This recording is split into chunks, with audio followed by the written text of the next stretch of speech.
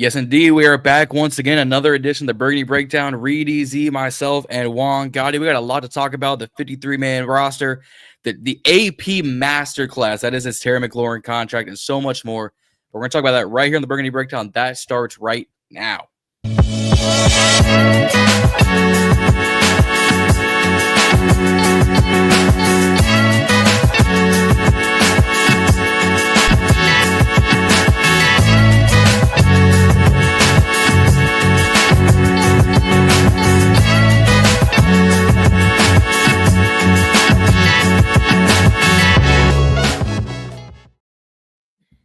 Fellas, how we doing? Terry's back. I'm good. Back. Terry's back. I'm good. Reedie, smile. Say something. You good? He on something.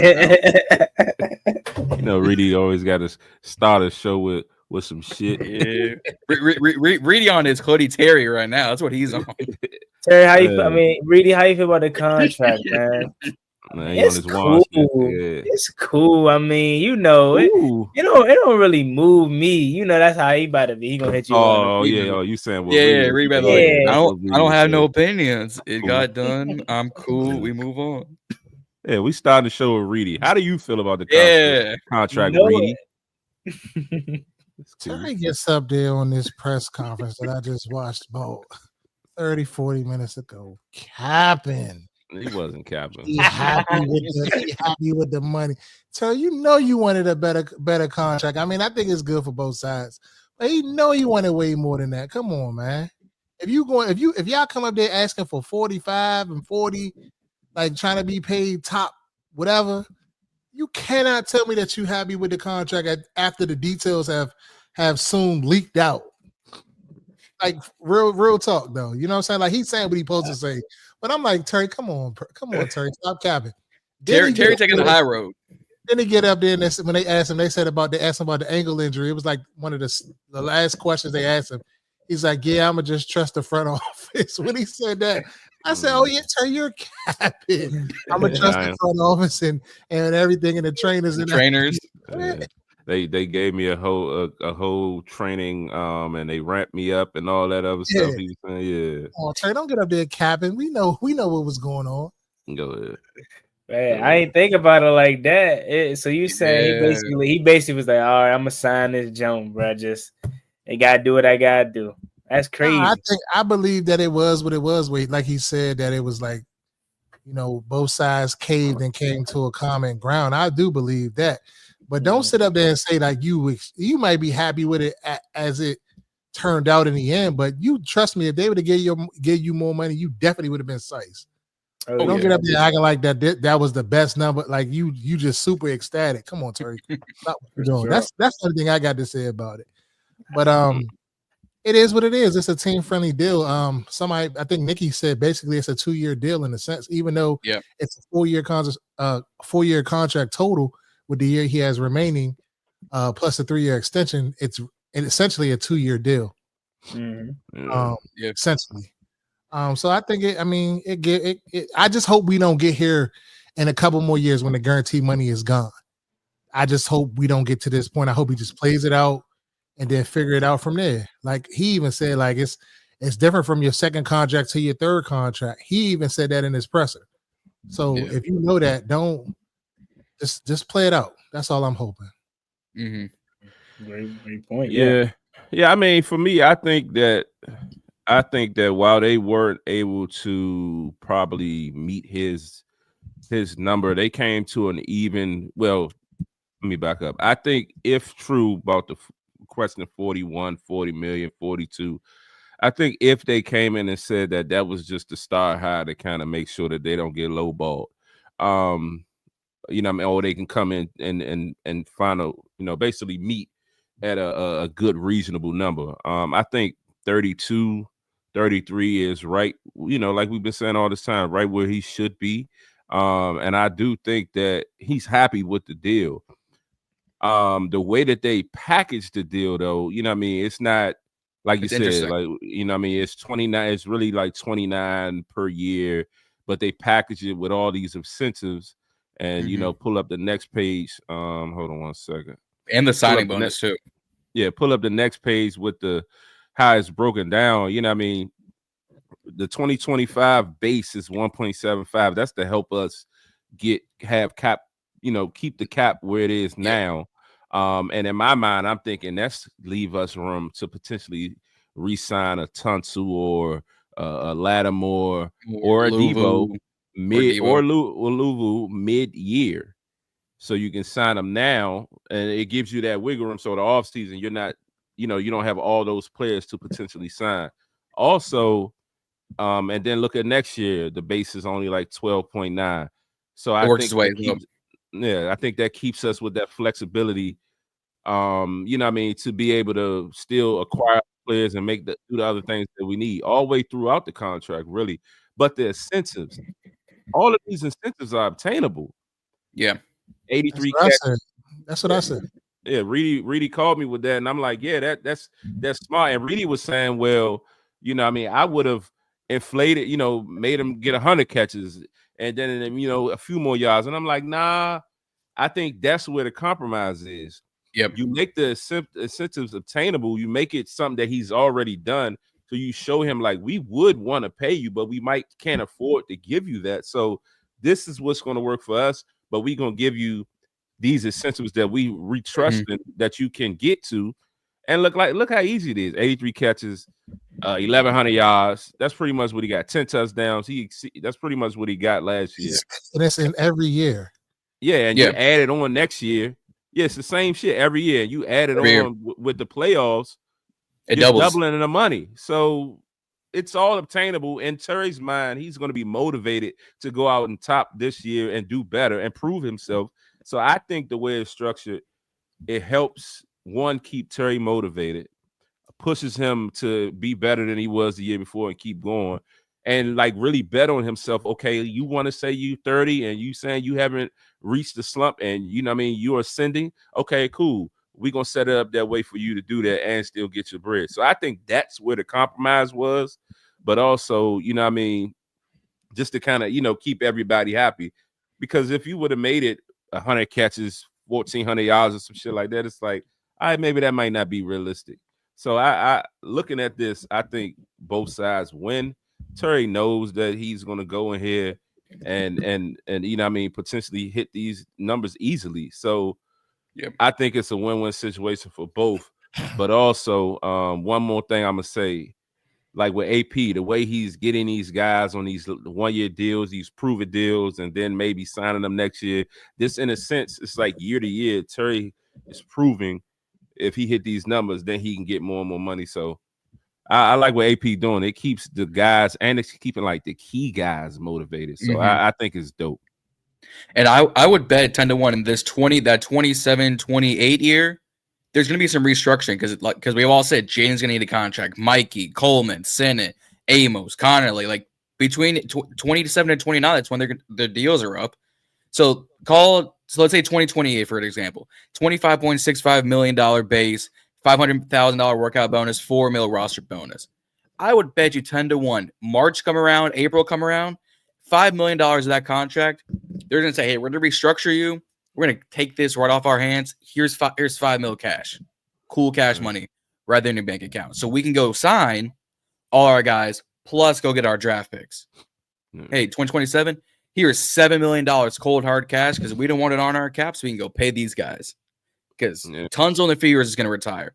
Wagner, either this year or next year, going to retire. Von Miller, same deal. Marshawn, we'll see. Debo, we'll see. So you have a few guys already on the tail end of their careers. They're going to go, hey, man, we got to retire. So I think that's where that 27-28 year comes in. Well, that's why it jumps from 12.9 to doubles it on that base salary because they know in the next 2-3 years, guys are going to retire.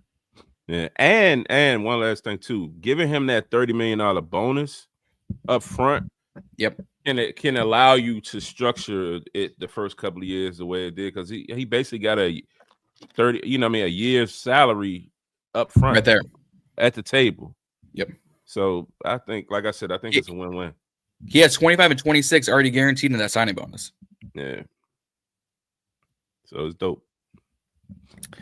Yeah, I definitely You guys said it all, so I'm gonna kind of take a different approach to this, more of like the fandom aspect of it. I never actually looked at a contract like this before. You always just see the years and the final numbers, but to actually see in depth of how it's broke down and how they can earn more money, shit, man. Give me an opportunity to go earn $300K for 83 catches. I guarantee you, I get it done. Bro. I ain't gonna lie. You know what I'm saying? Like these players. Wow. Starting early, huh? Already. Starting early tonight. Let's see how it is, y'all. See how it is. Hey, John, you got your new box yet or what? No, I ain't gonna go shopping yet. Your boy broke. Oh, he's on okay. All right. What's the old saying? I ain't got no money. That's the excuse that you're using to just say, all right, I'm not gonna get some right now. You trying to hold off. I feel you. But my different approach to it was kind of just like, wow, it's crazy how this is truly broken down. I don't know if this is kind of like petty work by AP or whatever, but Terry's highest catch in his career was 2024 or 2020 actually, with 87 catches, and last year it was 82. But prior to that, he was just under 82. So I don't know if them putting that 83 was kind of just to be a little funny to say he's not really normally around that range, or you can look at it from the aspect of Terry where he's ascending in terms of having 82 receptions last year, and 83 will be something that he's able to get easily this year. I hope so, of course, not just for his money aspect, but for the team aspect. But at the same time, too, there's more talent around him. So that could potentially lessen. He may, let's just say roughly, he gets 70 catches, but inside those 70 catches is impactful touchdowns, yards per catch, or whatever may have you, and along with the other weapons around him. But yeah, that's the only approach I'm gonna say. I'm happy it's done. Y'all already pretty much went deep and broke it down about how it is structured year by year. So I ain't gonna really rabble all about that. I'm just happy it's done, man, and it's exciting that he got his money. And like Reedie said, he probably welling a little bit about being excited about the money he got, but at the end of the day, he got it, and it's time to go on to bigger and better things, man. Before we move on, though, I wanted to open up with the show. I forgot all about it till I checked it. We hit our first big milestone, ladies and gentlemen, 100 subscribers. Hey. So yeah, we done did it. First step, you know what I'm saying? Shout out to everyone for joining us on this journey. Just the beginning of these four, man. I got better news. We are currently sitting at 109 subscribers. Let's go. Nice. Road to 200. Hey. Yes, sir. Road to 200. Juan, check your text. Yeah. So if you have a friend, a cousin, an aunt, an uncle, coworker, go ahead, send them the link, man. Just tell them to follow the Burgundy Breakdown. We're going to give y'all the best informative news as it relates to the Washington Commanders. We got a lot of stuff cooking up this season. We got head producer Juan. He on the phone every day in the text saying, hey, man, fellas, we need to bring this in. We need to bring that in. You know what I'm saying? He our producer. We doing big things, man. Just bang with us, man. We here. Yeah, let's go. All right, John, what we got next? Let's stay on this Terry talk. He was already at practice today. Mm-hmm. This man showed up. You want to say t-shirt and helmet and like light pad, but he's going through the practice drills. DQ's already saying we're just gonna ramp him up and get going. I'm like, this an 85 y'all's guy, Noah Brown. He back hit. He looks just fine working out. I'm like, oh, so we can get all of this done 2 weeks before the season starts, eh? Mm-hmm. Right where it should be good now. You know what I'm saying? Back. Ankle injury magically just disappeared. Mm-hmm. That money cleared that account, huh? He good. Yeah. Hey, that bank wide probably, that 30 million probably stopped. Like not even 24 hours. Like, damn, just imagine that. Probably stopped. The production on the Burgundy Breakdown would take a massive upgrade. I promise you that. Mm-hmm. Let 30 million. Let 30 million. Can you imagine like seeing that hit your account, bro? Like I can finally afford StreamYard. What you mean? Like really hit your account, bro? Like, bro, we in studio with it. We were timing Reedie and Zee, and we in studio with it, getting us a nice little jump. Then Bethesda, wherever they be at, Studios, Northwest. I don't know where they be up in that area. Man, all four of us retiring over that one. Yeah. Pause. That's enough to go around. Pause. Give me 80. Give me 80K a year, no taxes. I'm good. You burnt, boy. You tripping. Nah, hey, that's all I need. 80K ain't shit, John. Yeah, nah, you burnt. If it's me, I don't need a lot. No taxes. What? It's just me. I don't need a lot. Shit, fuck it. We give it our 80K then. Yeah, 80K. I'm good. Go ahead. I don't need no lavish lifestyle out here. What you talking about? Yeah, we're gonna be out here, Juan. He burnt. Yeah, I'll just come rent a room. Yeah, all right. You say that now. Let that shit hit your account. You had that mindset go change. I'll be going dummy dumb. What you talking about? You gonna have a whole house full of Slim Jims. Your man John probably had a 2030 F-150 sitting on 27s, 28s. Go ahead. a few McLarens in the front yard. Piss you off. I'm talking about Reedie, Zee, Juan. I'm about to go mudding. About to go mudding. You gonna build your house out of Slim Jims, huh? Go ahead. Go ahead. Hey, chill, Mo. Did you so Juan, did you watch 31? Juan and John, did y'all watch the press conference? Not yet. No, I have not. I was in class. So Terry was really emotional. You know, it was like, well, he wasn't emotional, but his answers was like really in depth. Like they was just asking him, you know what I mean, like off gate, just asking him, you know, how you feel, asking him, you know, about the process and his emotional roller coaster. And I mean, he spoke a lot about like everything. It was like 30 minutes. And he just spoke in depth about pretty much like the process, you know what I mean, from going to where he was in July to getting to this point and the relief of, you know, he was literally out on the field, you know, running routes or working out and walk back in. He didn't even know that they announced the deal and walk back in the facility he going in the waiting room to lift, and it's literally 30 teammates there to cheer him on. And, you know, man, AP talked about how they heard the big roar and the excitement. And so, like, I was just trying to envision, like, even for AP and them, just, you know what I mean, kind of be in their office or wherever they were and to hear that big roar from the excitement of the team. And, you know what I mean, and Terry just kind of talking about walking into that and the guys doing that, and it's just the emotions just got high for him. Like, just think of like the sigh of relief, like, you know what I mean, while we on the outside looking in, Terry probably like, well, I'm an emotional guy, so I can really feel those. I see Reedie making his faces, so I can understand it. I can envision that, like, literally walking into a room and all your boys just celebrating you, like, after you just went through some shit like this. You know what I mean? We look at it like, yeah, they got money, they ain't really tripping or this and that, but like literally, even when he talked about the trade request, like he said that wasn't for leverage. Like, he really made that out of like an emotional, you know what I mean, state, and how he was feeling like this shit might be over, you know what I mean? And you don't know what's going to happen. You waking up every day and it's this and it's that. You coming in the building, you dealing with that. Like he said, he relied heavy on his faith and praying, having to go home to his wife at night, and she, you know what I mean, talking them through some shit, like a real life situation. So it's like, while we, again, on the outside and fans, we looking like, okay, you know, life is probably lit, and then he going in there, you know, you might go in the building, deal with you, but everything else, life is lit. Like, nah, he really was going through and through for months. You know what I mean? And then today to be able to, like you said, get out there with the guys, the music playing, you practicing, you back in your mode. You know what I mean? You go catch a couple of passes, you like, shit, this shit like riding a bike.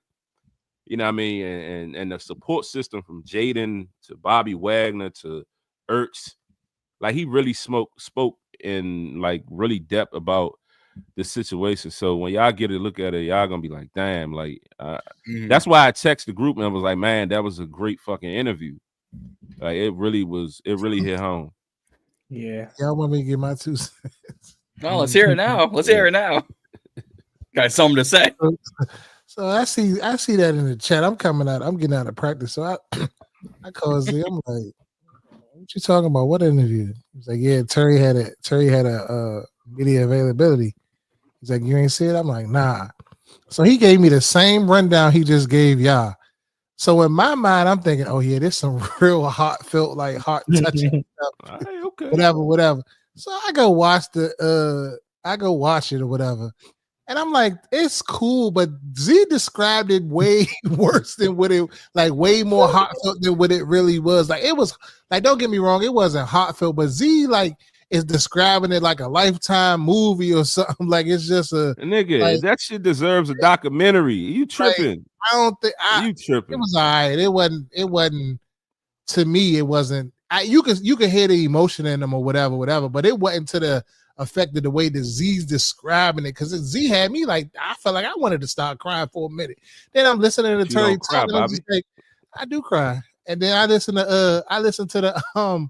the press conference. I'm like, oh, all right, okay, it's cool. But Z definitely sold it like it was just like a touching moment here. Z sold you the Hallmark movie. Yeah, like sold me the Hallmark movie, and it wasn't even all that deep. But it was deep, but it wasn't that deep. Juan's a Terry guy. Juan gonna holler at me, Juan, after you watch the video. After you watch it. I got you. I'm gonna be honest with you though. Juan gonna text me like, Reedie, I ain't gonna hold you. I ain't even on like that. Nah, that's what I was about to tell you. Look, I'm gonna be honest with you, Z, man. I ain't no emotional person, so like I think I probably get to 8 minutes, probably turn it off, come back to it. You know what I'm saying? Yeah. I don't know. That's how I probably go. He did give really in-depth talking points and answers and stuff like that. And it really wasn't like, Terry is real eloquent when he talks, and he's real intentional what he says and his words and things of that nature. Like, I can tell that when Terry talks, he's telling you the real deal. He's not just trying to spin you like some of the other people, or give you that coach speak or that player speak or whatever. So I would give you that much. But I mean, it wasn't. It was normal Terry when he talks. It wasn't like it was nothing other than ordinary. But he was like grateful. But I felt like I said before, he was capping when he talked about it was all he wanted, because Terry, that wasn't all you wanted, Terry. Maybe I'll say this, I gotta check it out, but I think probably where you were describing it, Reedie, he probably was more emotional during his first contract extension, because I remember him vividly being choked up about the first one, getting a little teary-eyed about that one. But I'll check it out. But even bigger than that, this is what I wanted to see.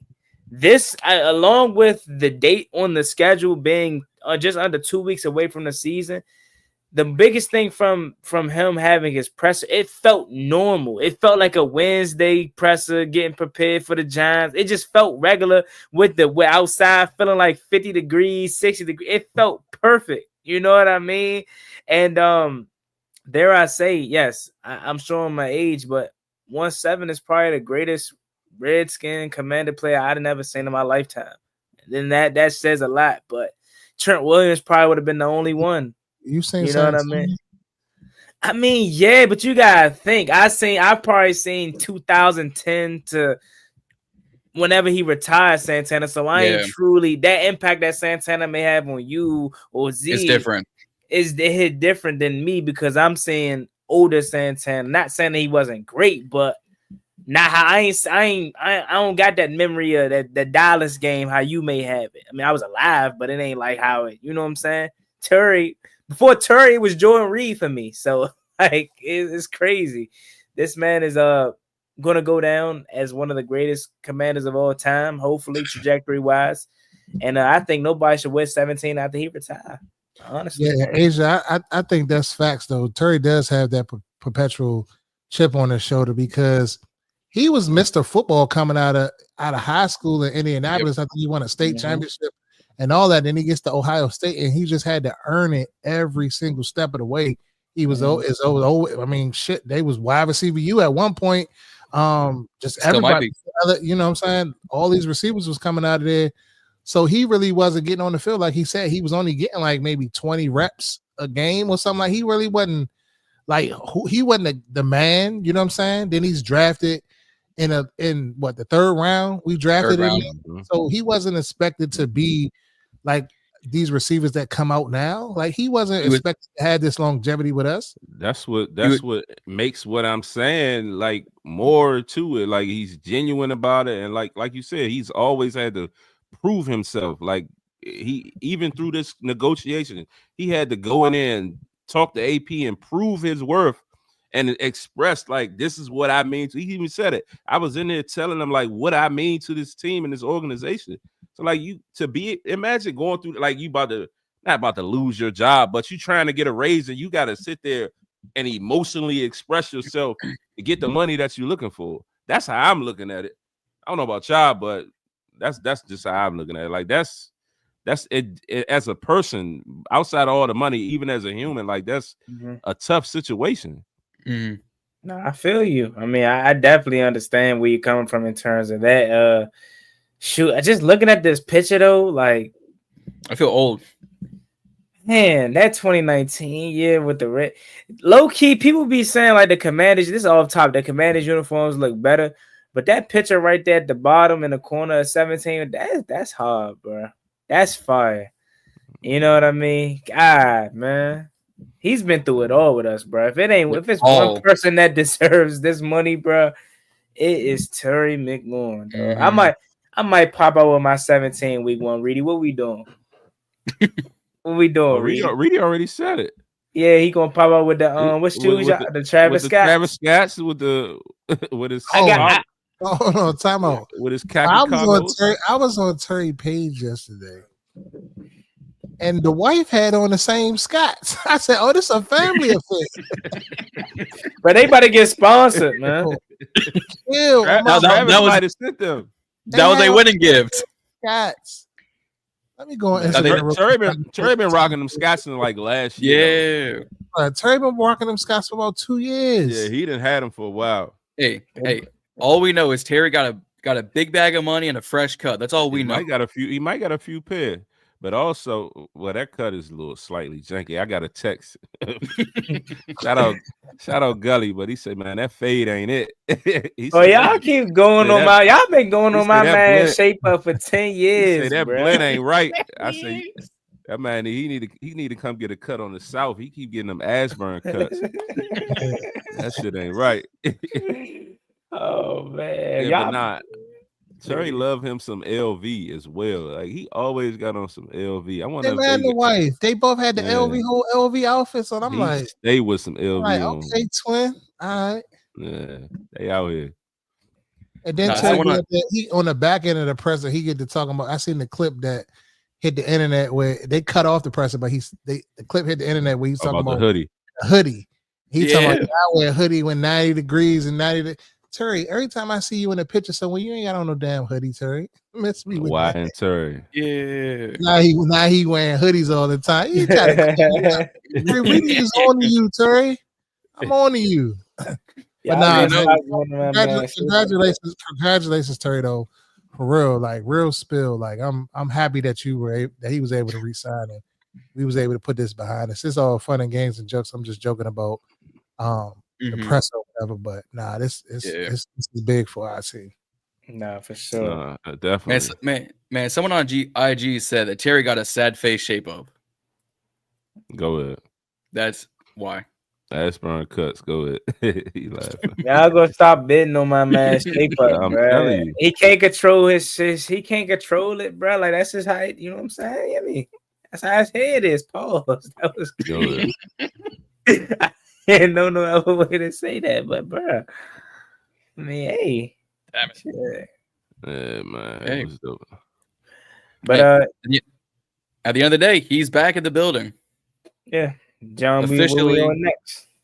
Hey, let's just move on. Let's just move on to the 53-man rosters. Why don't we just get into that? They finally put out the graphic of the official 53-man roster after the last 2.5 days of cutting guys, practice squad re-signs, who's going to make the roster. We all had our suspicions, our rumors, and it's official. The roster is official. If we can pull up that graphic when we got a sec, there it is. Look at Rebo, man. Oh my, that's my star safety right there, Slim. I would start Revo over Will Hurst. I would definitely. I was joking. Nah, you. I'm dead ass. Why not? Nah, I ain't. Why going not? What if Will Hurst showed you that's why? Shit, he showed me a lot. Yeah, I mean, we ain't seen much, so you can't definitively say, "Oh yeah." That's what I'm saying. But I'm saying, what have he showed you so far that to say, not over Revo? That one play versus the Bengals showed me enough. What play was that one? In the red zone where they targeted the tight end and he had to pass the Revo would have made that tackle too. I love Revo, man, but nah, I not over Will Hurst just yet. Maybe let's say we'll go out there and stink it up. Okay, cool. What I will say is Revo deserves an opportunity to get out there. Like, you know what I'm saying? This is the first year. This the first year Revo didn't have to suit up for week 3. So that's progress. But he looking sweet though. I ain't gonna lie, right? He got cut 4 years straight. 2018, 19, 20, 21. He got cut on cut day and was brought back. Then the following year he went all pro. So just talk about that though, like how relieved that could be for a person like Revo. Yeah, man. he dropped a tweet. Yeah, I saw it. Yeah, I'm gonna pull it up. But he dropped a tweet just saying like, I don't want to paraphrase because I might be way off. But go ahead and just say how you feel about that, John. Hey, I was just gonna say real quick that the Super Bowl era photo shoot made Revo look like a Pro Bowl, All Pro, Super Bowl, Hall of Fame safety. I'm like the visor, the jersey. I'm like, when do you get swag like this? I'm sure it's gonna look so icy when we play, bro. I can't wait. Yeah, bro. I'm ready for the Terry photo shoot in these jerseys. John, that's cap. What's Revo cap? always has swag. Revo always looks sweet. Always looks sweet. I'm just saying. John don't know no better. That's also true. John ain't got no drip. that is also true. Nah. When we go get the Reedie Knows merch though, man. Yeah, about to say Reedie Knows, man. We got a cowboy shirt in this job. Well, you know, I had to digress a little bit on the Reedie Knows because clearly Reedie don't know shit. It must be Z knows, right? Z knows. Reedie knows _ You said what, Reed? You heard what I said. I ain't hear you. I said Z is on the heater. Oh yeah, thank you. That must come a dime a dozen, Z, huh? I drink to that. Very seldom. Also, shout out Great Clothing Line, man. Shout out Great Clothing Line on 8 years, man. Appreciate you. My man out here 8 years, man. Entrepreneur, man. Bottle while we pod. Man. Come on, take a drink for my man, Juan. Celebratory drink while we pod. I got some water. Shit. That's all I got is water. I don't really indulge in. Hey, cheers to the H2O. Man. Drinking champagne. Look at him. I gotta celebrate, baby. Wait till the Super Bowl victory, man. John, hey, wherever we at, hey, John, you coming down here? Have to. We watching the game, bro. I ain't hear me. I have to. Hampton, where you at in Hampton? Damn, you live. I'm even farther than that. I'm down here by the border. Damn. Yeah, that's what I'm saying. So that's why I go to the game every 2 or 3 years. Yeah, I got mumbo sauce out there. Nah. It's only probably like a 30-minute flight though, John. You think I'm flying up to Ashburn? Yeah, why not? Spend more money than gas? Catch a Spirit. Come to PG. Come to PG. Well, they probably ain't got Spirit where he at. But we got Spirit. By the time I get to DC, I'll be in Spirit. Nah, Spirit lit, bro. Y'all ain't gonna drag on Spirit, bro. Spirit, man. Spirit, every not lit in terms of like the ride. Taking a short flight. If you taking a short flight, anything under 4 hours, Spirit is lit. I went to Miami, bro. That shit was perfect. I ain't gonna lie. I mean, I done had my share of Spirit flights, but when that customer service janky as fuck, you don't let your flight get the. Like I remember we had a Spirit flight. They started talking about the pilot lost flight hours. It was a storm, and we had to reroute. We were supposed to go to Fort Lauderdale. No, we were supposed to go to Miami. We had to reroute to Fort Lauderdale, and then they couldn't fly us. That was gonna be my connector flight home. They couldn't fly us out because the attendance was out of flight hours. So we had to drive to Miami to catch a flight the next day to come home. No, this was like after our anniversary, and my wife was pregnant. It was like a crazy experience, and they wasn't trying to reimburse us. Of course not. He said, "I come from ATM." You only paid $40. Nah, it wasn't 40, but yeah.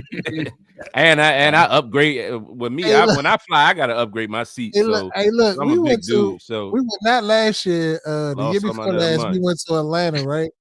So in my mind, I'm like, all right, let's get on Southwest. Let's figure these flights out. She was like, nah, Bobby, we get on Spirit. I'm like, nah, I'm not getting on no Spirit. He's like, nah, Bobby, we get on Spirit. I'm like, shit, you better just cop the big seat up front. Yeah, I said, all right. John, we John like was in there. The big seat was John clutch though. I ain't gonna hold you. Facts. Yeah. He said I come from ATL. Mm-hmm. Front. I ain't never flown Frontier. No, granted, I ain't really go nowhere. They said Frontier is they said Frontier is like flying Soul Plane or something. That's what they saying. Damn. They say we got ship John some capital. Some capital mumbo sauce. I'm surprised you don't got mumbo sauce out there though, John. Maybe I shouldn't be, but how long is that Amtrak? Yeah, I was just about to bring that up. That's a good point. Yeah, that's true. I'm about to do some research then. What's the thing used to be down Union? What's the Peter Pan bus? Better go on the Peter Pan and Greyhound. The Greyhound bus. Man, anything, man. Something. I'll figure it out. I'm driving up in December, so I'll figure it out. We keep talking about December, John. We talking about September, October. That's what I'm saying. We trying to get you here before December 26th. Hey man, I got work, I got school, I got fam, and bro, what you want from me? We can start the. We all got the same things. We all got the same thing. We did the Juan computer fund. We can start the John train fund. Pause. You see my man Juan that came full circle. He put the green screen back up. He got a new. That GoFundMe went crazy. Oh man, that went crazy for Juan. That was crazy, Z. I'm sorry, man. That was crazy. That was crazy. Juan, is your GoFundMe still active right now? That's all I'm curious about. But I mean, it is. But like, I mean, I'm still on the same computer. I just got an Ethernet cord. So shit, we thugging. We still at we still at the bottom, but shit, it's working. Go ahead. I ain't gonna hold you. The other night, John get the lag, and I was about to go on him, but I was like, nah, I'm gonna let him live. John getting spotty. I said, you talking about my man Juan? Yeah, that's why I was kirking on. They told me start going on you, John. I had to. I used to let you breathe, but I had to. Hear me. They say, John, get on that Amtrak, bro. Get dropped off at Union Station, bro. Somebody come get you, man. Yeah, we'll pull up on you, John. I'll figure it out. Man. Shit, John, you gotta come for week 1. Asia, you in the building week 1, Asia? I think she said she got tickets for a $5. That John gonna be lit. Did you get your Giants tickets, Juan? Oh, man, those been in the jump. You hear me? Oh yeah. You remember how you was like that? Oh yo, you said you coming to tailgate? Correct. Yeah, the only thing you said was I can't see the punts, but shit, fuck it. Oh yeah, you did say that. Dang, I'm reading the comments before we get back on topic to the show. It's kind of just showing me how, and I always knew this, but how spread out our fan base is. You got North Carolina. He said he in Atlanta with it. Like, damn. I love this fan base, man. Like Arizona, I see. Like, damn. We always take over Arizona and Atlanta, though, so that ain't surprising. And North Carolina, for that matter, too, Carolina. Yeah. Panther Stadium. She said she coming to the Chicago game. Ooh, that's gonna be good. We went the Black Jones in that game, right? All black game. Yeah. Blackout. Yep. Now I'm not coming to Atlanta because I went up in the air with the Atlanta Eric. I'm not coming because I'm going to LA. I never been to LA, so I wanted to go see that stadium, and it's back-to-back weeks, so I can't fade it back-to-back. I'm more than certain at this point I will be there. More than certain. Atlanta? There you go. Yeah, I will be there for my first ever. Atlanta is lit, bro. Atlanta is lit. If you go to Atlanta, you gotta do the tailgate party. But you said you don't drink and all, but just to be in a mix. See, we gotta go to the. We might have to figure out this Atlanta Z. If Juan going to Atlanta, we gotta figure out this. I'm trying. I need to go. My first ever road game, man. My first Atlanta is the back end of October. It's the first. It's the back in the It's September. like September. So okay. Back in the September. I really want to go to Green Bay. I ain't gonna lie. To Lambeau. So now he about to piss me off. I really want to go. He wants to go to Green Bay, but when I was saying let's go to the draft, Reedie, it's nothing in Green Bay. I'm talking to a game in Green Bay. Yes. That's going to be super. That's going to be super dry, Reedie. What are we going to Green Bay? We can go to the game though. My team playing. That's a bad Eric. I'm when I go to Atlanta, I'm trying to go to the Trap City Museum. I'm trying to try the museum a little bush. Yeah, it ain't how it is on social media, huh? That's just trash. It's cool. It's like it's a little bush though. I mean, you go for your first time, but you probably won't go again. I need to try American Deli, see if it's better than America's Best Wings. I don't know. Toast on Linux. Toast on Linux. Okay, put me on. I gotta try Waffle House. I ain't there. The French toast at Toast on Linux is torch.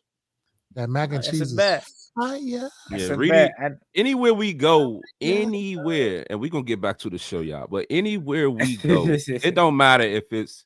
They said, "Don't waste your time." McDonald's, wherever we go, if they sell mac and cheese, Reedie ordering it. He gonna taste their mac. He gonna try it out. I gotta try Waffle House too. Y'all had what's the Waffle House right there too, right? I heard Gutbusters. I get the pecan waffle from Waffle House. Juan, they had the Toast on Linux. They got the sweet potato waffle. Fire. Yeah. Fire. Man, book them tickets to Atlanta, man. Nah. That tailgate party was lit though. That shit was unmatched. It's all Commanders fans, I'm sure, right? It was Commanders and Falcons fans. Zaxby's ain't all that, man. Zaxby's a chicken tender place that's just like it's just like Cane's. Cane's. It's just like Cane's, but more I heard Zaxby's torch though. Zaxby's just like Cane's. I've never had it, but I heard it's torch. You never had Cane's? Zaxby's never had either. It's one. It's one by your house, straight down through. Yeah, I know. I just haven't. What Zaxby's? Myself to stop. Zaxby's is just like better. It's like it's more Southern Cane's with more stuff. I never had Cane's or Zaxby's, bro. I gotta try both. My son loves both of them, but that's the type of stuff he like. Though I ain't really too sold. Yeah, on it. I ain't really care for Cane's. I never had it, but I ain't really care for because it's like don't compare Zaxby's to Cane's. Hey, I will compare whatever I want, yo. I will do whatever I want on this damn platform. Good. Yeah, John. Yeah, John. But all right, let's get to this roster. Back to the show. This typically this is how it's gonna be. We entertain the chat, we read the comments, so that's why we venture off. So bear with us, but keep commenting because we're gonna always show love. We are here for the people. Yeah. For sure. Before we get to the roster, we did say we did say we was gonna shout out Rebo's comment, but he basically said, "Guys, both me so far. Nothing but gratitude. My life looked a little different only a few years ago. Don't let anybody put you in a box," and that's real. Like Brian. He say Zaxby's got it all. Wings to that's a bet. I'm on the tour when I get out there. Hey, Juan, my man Eric said meet him at Home Depot. Home Depot. The food in the stadium tours too. Juan go fuck around in the back of a motherfucking ice vehicle, fucking around. We won't ever see him again. Fucking around at the Home Depot. Hey, this is a true story. So where I work at downtown, right? In the federal building, right? There's ICE is in the fucking building. Like we're on a different floor, but ICE is in the building. So mind you, I moved from the DC building to the Baltimore building. True story. So my neighbor that lives a couple houses over me, he was showing me around, like giving me the lay of the land or whatever. Like go out this door, you could be on this side of the inner harbor or be here where if you try to get something to eat here. So we had went to lunch the other day, came back through the basement. He was like, yeah, that's where they keep, that's the holding cells right there. Literally, it was cells at the bottom of the building, and the security guy right there, we just showed our IDs and went on upstairs. I said, wow, they really doing it to these people out here. And then he told me Monday they had the press conference out front for the dude. Remember the dude that they kept extraditing back to El Salvador, wherever they was extraditing them from. They said they getting ready to send them to Uganda or something. It's crazy work. Nah, I never knew all of that, bro. Crazy. Fuck around, have my man Juan. That look like I'm standing and right here in DC. Yeah, me. I'm not. Yeah. Nah, DC ain't no better. Damn, what you mean? They not right now. Not right now. Have my man Juan in ICE custody and shit. They finna, But like, what's your name? He gonna be like Juan Gotti talking sports. get in the truck. Get in the truck. Handcuffs, get in the truck. You going as soon as they hear that Juan ain't even mine. I'm about to say you better not say Juan. You better say your government name. It's a part of my government name, but shit. As soon as they hear Juan, shit. That's it. Damn. That's crazy, man. Y'all better watch out. Nah, my bad. I'm story time is over. Go ahead. But 53-man roster. 53. We were waiting on this. And to be honest, the roster didn't necessarily surprise me. It's like who it should have been in a sense. Yeah. Outside of, I mean, you can argue the Luke McCaffreys. But I think everywhere else on the roster, or maybe the Josh Johnson, but I think everywhere else on the roster, you know, it's what it's supposed to be. You know what I mean? You know, and I mean, I'll read a couple and then I guess somebody else can read some. But of course, Jaden Mariota, Josh Johnson, McNichols, Eckler, Bill, C-Rod, Debo, Luke, Terry, Jalen Lane, Noah, Yankoff, Sanat, Ertz, Bates, Badass, Juan's man out of Gretty. Yeah, Nick. That's my man. I'm about to get a jersey. Wiley. Oh, wow. Bet you won't show up the week going with an Allegretti jersey. You know that shit ain't gonna get here by that time. You go on state, you gotta go into the team store and like Z did and put it in the computer. They had that. They had that in 3 days, Bob. Z probably paid $305 for that Joan Plus tax. I ain't even buy it. That's quiet as kept. I did not buy it. Trent Scott, Coleman, Chris Paul, Fant, Tunsil. So for the offense, like, what y'all thinking about that? Like, what are y'all? Do you see anywhere where we could improve? Potentially bringing another guy. What y'all think? For the most part, John, real quick to Z's point, talk to us a little bit about this running back that we just brought in from the University of Michigan. Donovan Edwards. Just talk a little bit about him because I don't really know too much about him. Athlete. Yeah, so he was the college football 25 when that came out. It was him, it was Trav Hunter, it was Quinn Ewers. We see how those three ended up. He went back this year to college, back to the University of Michigan after coming off a national championship with Jim Harbaugh.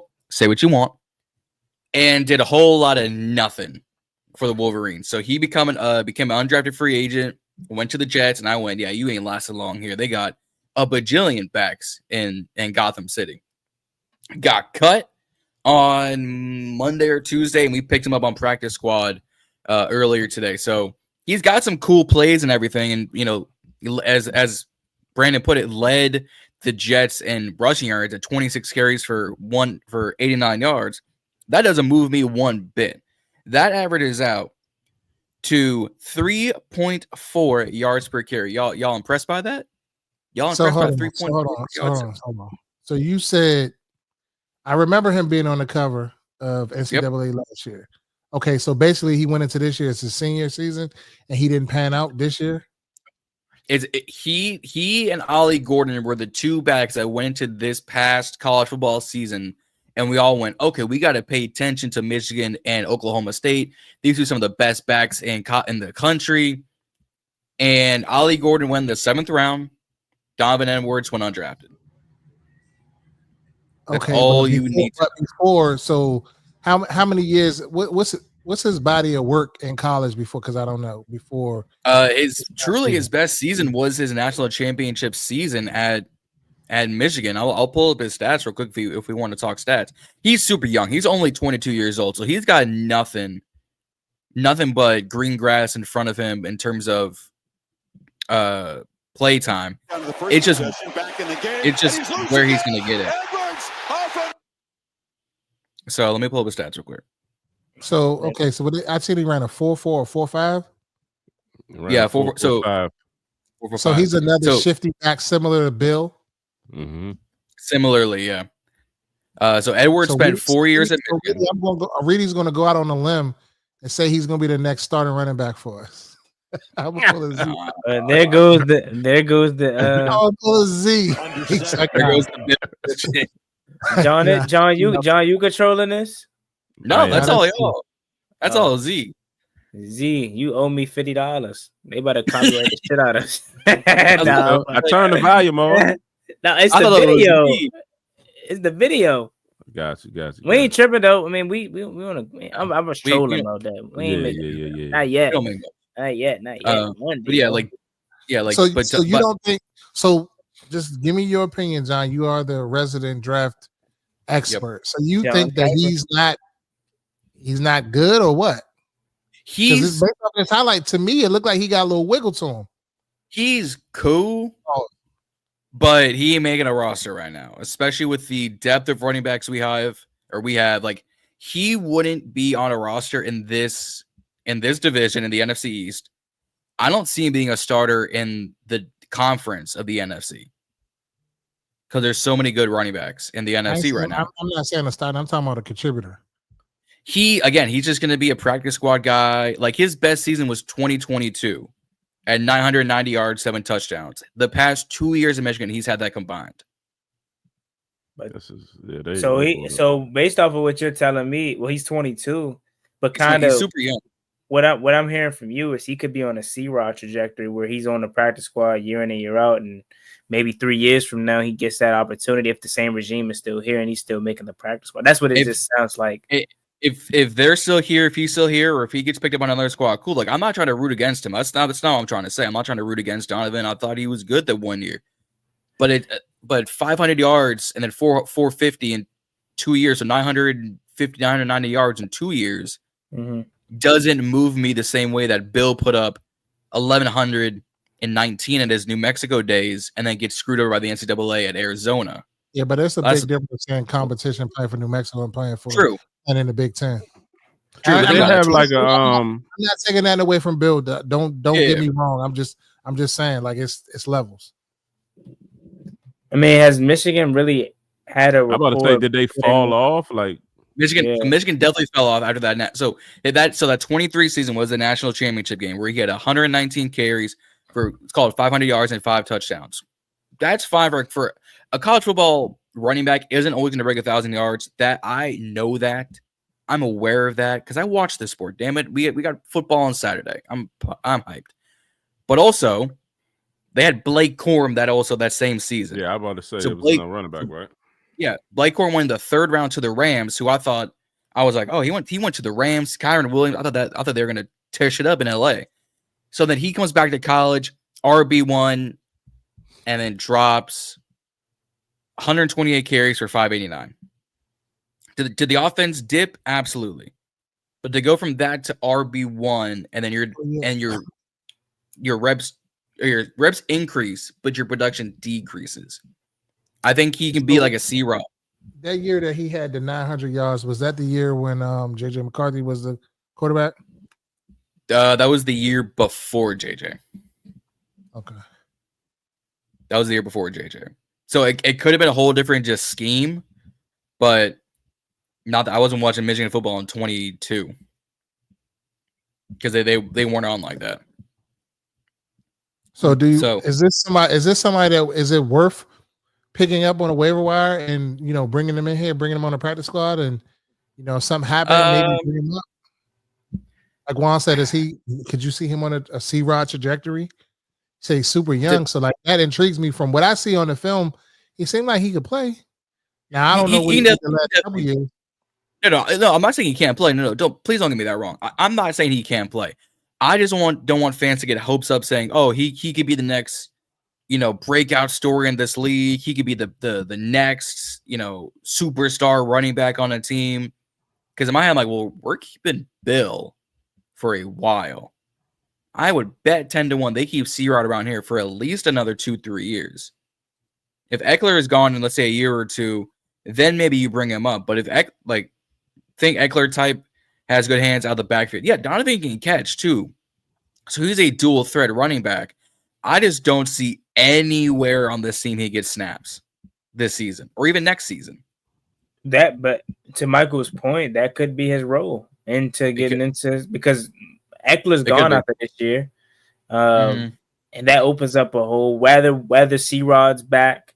Obviously, Right. Bill's going to be here. So, although he is young and he's probably not going to be produced this year, think about next year. You drop from having 4 backs to 1, right? Am I?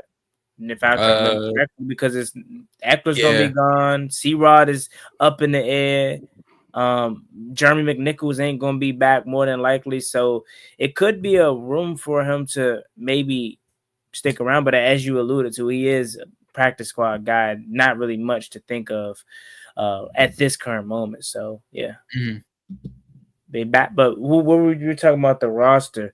For me, for offense at least, the only 2 surprises is the quarterback and the receivers in terms of the 5. I thought, starting with the receivers, there were nobody that clearly separated themselves that showed that they deserve a 6 receiver spot. So the number per se isn't the surprise, but I did feel like if you was going to give it to one person, it was Ja'Cory Brooks. And I felt like it evened it out. Right now, it's no way we go into the regular season with 5 and feel comfortable, right? Exactly. And it felt right for Ja'Cory to make it for this purpose, only that you have 3 vets and 3 rookies, right? You know what I'm saying? That can kind of, you have 3 guys you can trust. You go out there, you can throw in a Luke McCaffrey since he has a year of experience under his belt, or Jalen Lane showed a lot in that Bengals game, so maybe they feel comfortable with his role, and that's why they don't feel the need to go out and get a 6 receiver at this current moment. But as we alluded to, Kendrick Bourne is out there, so maybe they go out and test the market for him. But quarterback for me is the biggest one of them all. I'm not comfortable with Josh Johnson whatsoever. I'm not comfortable with Sam Hartman. As I said before, go get Taylor Heineke. Tyler Snoop Hundley was out there, but he's back with the Ravens. And the biggest reason why I'm so hard on the quarterback 3 is because Mariota injury, right? He has a history of injuries. He's dealing with one right now, an Achilles tendonitis, and of course we know that the longer he sits throughout the year, it'll get better, and hopefully we don't have to see him, nor do we have to see this QB3. So hopefully JD5 stay healthy and whatnot, but of course you would want to be prepared. But those are the only really 2 positions on offense that I've just had questions about. Kosin Yankov too. I'm gonna go ahead and say this. I'm gonna be on my Reedie-ish tonight on a limb. I'm a Ben Sinnott guy, right? I'm big on Ben Sinnott. I'm hoping he pans out. But someone put a bug in my ear and was like, "Hey, maybe Kosin Yankov's that guy." You know what I'm saying? Maybe he's that guy instead of Ben Sinnott in terms of tight end 3. He has the athleticism. He has the hands. He kind of has some. I wouldn't say burst because he's not fast, but that catch, that rare good Sam Hartman play, Kosin Yankov was on the receiving end of it. So I'm gonna just put that bug in y'all ear. I ain't gonna go out on a limb yet. I'm gonna scale it back, but just keep that for thought. Kosin Yankov, you may see some action from him this year. But other than that, offensively, it's exactly what we expected to be. Yeah, I'm gonna say that I agree with you, Juan, as far as I'm not sold on Josh Johnson. I'm definitely not sold on Sam Hartman, and I'm damn sure not sold on Taylor Heineke. So y'all can go ahead and stop all of that. Get him, Reedie. What a way to crush my dream, Reedie. Taylor can stay wherever he is at because he get him, Reedie. Oh my God, you talk about being late. We talking about Sam Hartman's late. Taylor Heineke ass was always late. At least his ass bald though. He bald. Sam Hartman ain't bald. Yeah, he does have. He almost beat Brady. Heineke does have that fight in him and those little intangibles in him. He just doesn't have the talent. That's it. He don't have the arm talent. He don't possess those tools. So I don't even want to waste my time. Heineke helmet be so damn tight. He be mugging and shit. I don't even want to bring him back in. I don't even want to go down that road. I don't want to hear the fans. Bring him back. As a QB3, bring our goat back. Bring our goat back. Not QB2, QB3. Bring back Jeff Driscoll. Oh yeah. You don't bring anybody back. Bring Driscoll back. I'll take him over Heineke. Man, y'all ain't gonna do Heineke like that, Slim. Heineke. I'm not saying like he cooked for us, and yes, he was late. He didn't possess the arm strength or whatnot. But bro, this dude won us games. He had us he had us on the borderline. Y'all ain't about to stop me up on the. They was mad. They was mad when they benched him for Wentz. We was. Yeah. You remember how heated I was? Because it was Carson Wentz. So moving on along. We not gonna give Taylor Heineke no shine on this show at all. Y'all ain't gonna do Heineke like that, bro. We gonna move right along. I'm gonna keep this show moving. Hey Juan, we gonna move along, but I'm gonna say this one thing. And every year Reedie has a guy, but that year Wentz was his fucking guy. He was a Reedie guy through Carson Wentz. Through Carson. I can't be mad at him for that. You know why? Because Reedie always want to give. I like that story, like the same thing. I hopped on that damn Michael Gallup story of he gonna make a comeback every year. I think somebody gonna make a comeback and shock the world, and they don't shock shit. I'm done with that. I can't be mad at you, Reedie. I definitely was right there with you. I'm that type of guy always feeling like somebody gonna come back and do good, and that feel good story. Yeah, I was at camp. I told Reedie, I said Wentz looks bad and Sam Howell looks good. But I was like, Heineke moves the offense the best. And they fucking benched him for Wentz. Glad we don't have to be in those days anymore, fellas. Yeah, but speaking more about, I'm sorry to cut y'all off, but I'm going to continue my point. The wide receiver position as a whole. Asia said that she thinks they're going to hit the open market for wide receiver number 6. I was very underwhelmed with this list of that they put together of wide receivers, and I was disgusted. And I'm just gonna say the least. I'm a guy that I'm on record, and I'm gonna continue to be on record. Look, y'all love Luke. Y'all can keep on loving him, but he's trash. I could care less if y'all say he's a punt or kick returner. He's a Juan guy. He gets to the 25 and gets down, and he's a safe bet. I don't care about that. He doesn't show me nothing else in the pass game. Yeah, they was glazing so high in this last preseason game when he had them 3 catches or that slow ass cut. Like, are we really about to glaze that? Like, come on, man. Give me about to go crazy. Make some plays, bro. Bring back as a kid. I think JT over what they got. Ja'Cory Brooks, I thought he was gonna make this roster. I don't know what happened. I know down the stretch he wasn't doing what he was supposed to do. He started off good. He didn't end so good. So I don't know. But they brought him back on the practice squad. Yep. They talking about get Kendrick Bourne and all that. I'm not sold on him either.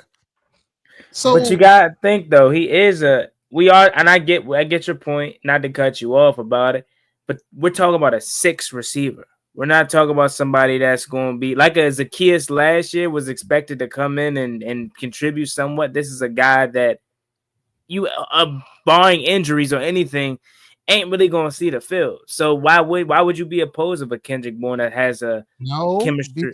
We can't say that because a KJ Osborne was on the field a lot last year. Well, those guys was on the field. The way that they you think he was on the field a lot? He was on the field a lot of times, but he wasn't getting on the field. He was on the field a fair amount of time. I'm about to Google his play count. Do it. Google it. I know what my eyes saw. I know what my eyes saw. You ain't gonna tell me nothing different. I mean, to your point though, Reedie. Okay, I got you. Go ahead. So another thing is that Reedie. So y'all got to understand Reedie and why I think the way I think. I think the way I think because I've been around football for so long. I know that we're an injury away. Everybody keeps wanting to talk about, we got this person, we got that person. There are injuries that's going to happen. I'm praying that they don't happen for us, but there are injuries that could possibly happen. And we're one injury away from being at the back part of our depth. You remember that one year we had, I think it was under Gruden, we had all them damn injuries. We was looking like this, looking like that, and that shit went away real quick. I don't forget stuff like that. Like, look at teams. It happens. It's football. It's a high collision sport. It's going to be injuries. So my thing is get as many dogs as possible on your team. I could care if I got a dog at the 5th and 6th receiver spot and he ain't better than the number 1 or whatever, shit, I'm doing all right. I want to have the best depth in the league because you never know when them people going to have to come in and play. Next man up mentality. So I don't believe in stacking trash players at the back end of my roster and want to have projects and all of that. Like everybody want to talk about, he's just learning receiver. But I seen teams been cutting draft picks that they had that was 3rd round, 4th round picks last year. So what's the difference? That's all I'm saying. That's all I be saying is just compete. Jeremy McNichols, Austin Eckler, Chris Rodriguez, all of them have done more than him. So why are we holding on? Kosan Yankov, I am what you want. I think he's going to be the sleeper of this year. Kosan Yankov has showed me something. I do think he's a little bit better than Ben Sinnott, but I do want Ben Sinnott to emerge as, you know, another tight end because, you know, Zach Ertz is probably not going to be back next year. And we need to kind of fill that void. But the offensive line, it's kind of, you know, like I said, like Juan said, it wasn't no surprises or anything like that. That's what we thought was going to happen. I'm curious to see who gets cut when Cosme comes back. George fan. You think he gets flat out cut? For me, that's where I was, because people kept. I think John Kime reacted to his initial 53. He had Trent Scott off his, and I'm like, what? Trent Scott carved out a role for him last year.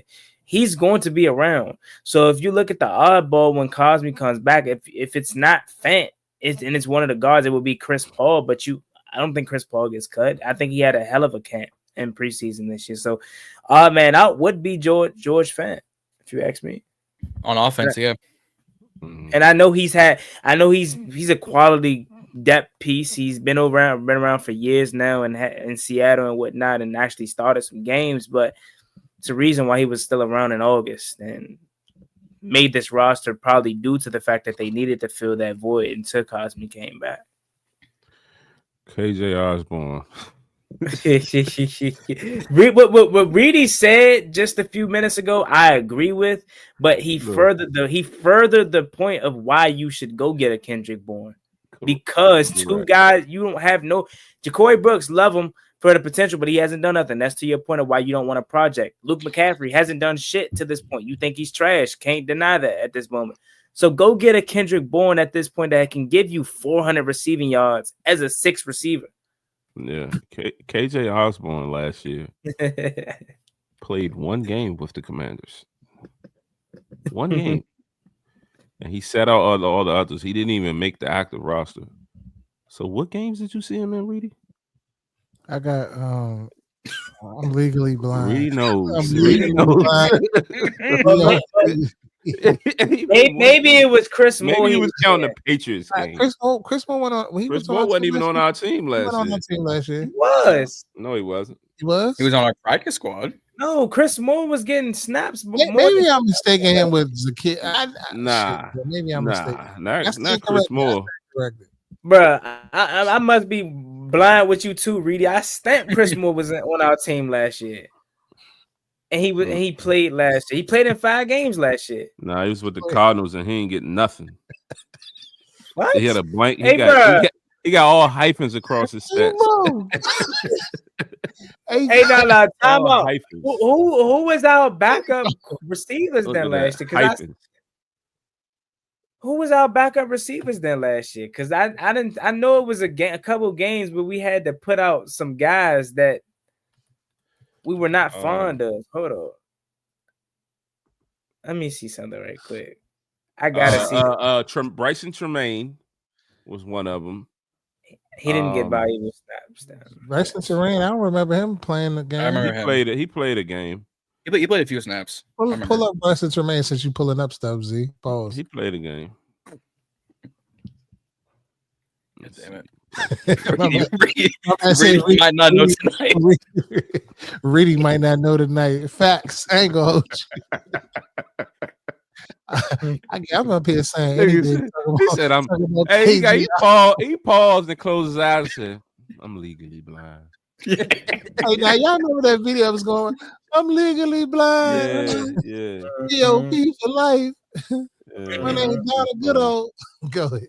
Byron Pringle. That's what Byron Pringle. I thought that was the year before. They brought him back last year. That was the year before. Byron Pringle was here with your man EB. But that's sad that we don't even know the back end. It was so tragic. But we had that can of chips on the field last year. Yeah. Bryson Tremaine played 2 games last year. Oh, John. That was terrible. I don't care if it's terrible or not. Can of chips. Jamison Crowder. No, I know. I remember Jamison Crowder. I remember Crowder. It was somebody about Somebody. He won us the game against the Eagles. The Eagles. Yeah, we remember him. I swear it was some receiver that was playing last year. Yeah, I agree. I think I wouldn't be. Did Zacchaeus get cut?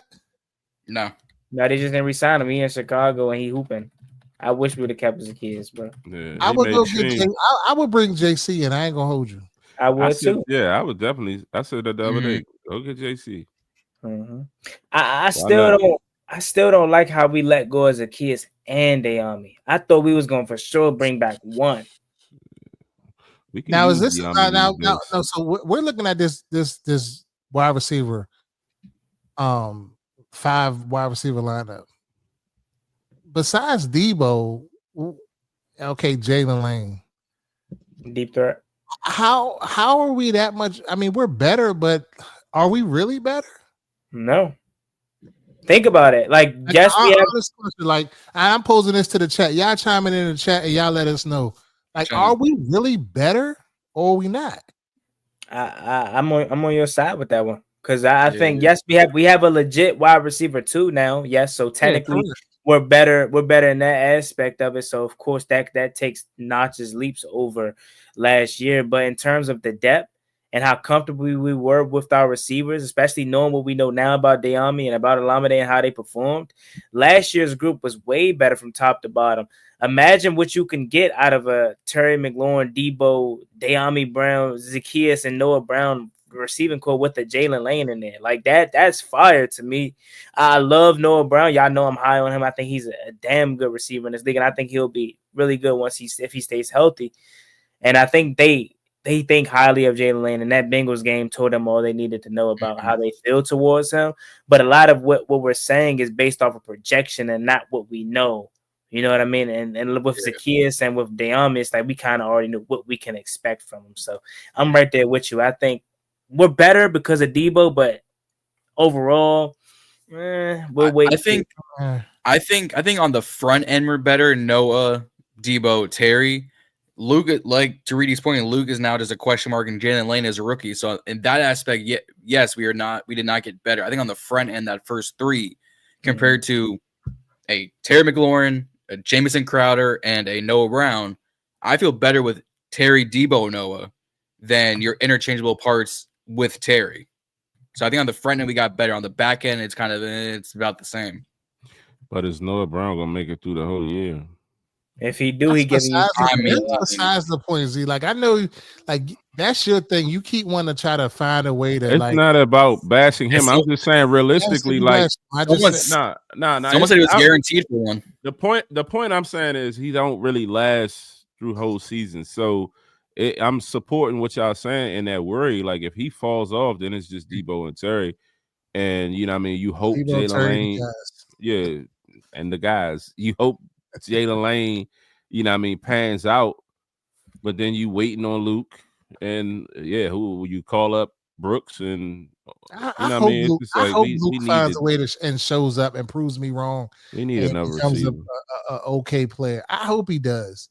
Like Jalen Lane, like he's the outlier, but you don't know because he's a rookie. And in my mind, I want to just pigeonhole him and put him in the category of just a return guy. But from what I'm hearing, Terry talked about it today in his presser. Dan Quinn continuously talks about it, that they love him and they can play him outside, they can play him inside. He's not just considered a slot guy. So I'm just waiting to see. Now Jalen Lane is going to be the outlier to kind of piece this thing together, because if we can have Debo, Terry, Jalen Lane kind of like that nucleus of players is kind of like moving the team, and then whatever you get from a Noah Brown is a plus. We don't necessarily even like have to get anything from Luke McCaffrey or others. You know what I'm saying? Like I feel like Noah Brown, like whatever he gives you, he gives you. Like I feel like you can't take a lot into it as far as Noah Brown. Like I think he's injured, you know what I'm saying? But I feel like you got to take what he gives you when he can give it to you. I think to your point though, what Jalen Lane has in this building, what a lot of guys on this roster don't really. He's in the same boat as Ale Keho. He's got confidence by everybody. Terry, Noah, Debo, DQ, AP, Cliff, receiver coach, like everyone. Huh? Talking about the linebacker? Yeah. You talking about Jalen Lane or the linebacker? I'm talking about Jalen Lane and Ale Keho. They both are rookies in the UDFA, but they both have confidence from everybody in the building. Okay. When's the last time we had a rookie, besides Jaden last year, came in on the back end of our depth chart and on our draft picks, and they both got confidence throughout the building? Well, they had that for the two linebacker guys from last year. One was drafted, I think one was undrafted. They thought they were saying he was going to be this, and then they cut him. Are you talking about Dom Hampton? Yeah. I don't remember getting hype about Dom Hampton like this. I got high on McGee. I didn't get high on Hampton. And one just disappeared. Nah, I had damn, John, you on my line, fool. I can't do nothing. I was watching a reading on. I was watching a reading on. I hate this dude talking. He just dipped out.